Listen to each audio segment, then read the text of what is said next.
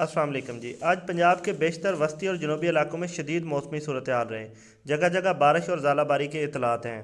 جن علاقوں میں آج زیادہ ژالہ باری ہوئی ہے ان علاقوں میں لودھراں، ترین فارم، جلال آباد موڑ، گیلے وار، روہانی، جلارائیں، کوٹلی موڑ، مختوم والی، بستی ملوک، دنیا پور کا کچھ حصہ، ٹیبہ سلطان پور، میلسی، ملتان اور منڈی بہاؤدین میں شدید ژالہ باری کے اطلاعات ہیں۔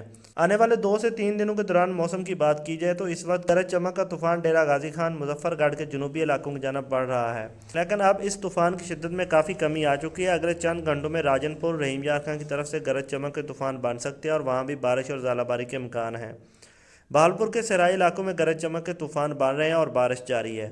کل شام سے اس سلسلے میں مزید شدت آئے گی، جس کے نتیجے میں کل رات سے ہفتے کی صبح کے دوران پنجاب، شمالی بلوچستان، خیبر پختونخوا اور پنجاب کے اکثر علاقوں میں موسلا دھار بارش اور ژالہ باری کے امکانات ہیں۔ اس دوران جنوبی اور وسطی پنجاب کے مختلف علاقوں میں شدید موسمی صورتحال پیدا ہو سکتی ہے، جس سے موسلا دھار بارش اور شدید ژالہ باری آ سکتی ہے۔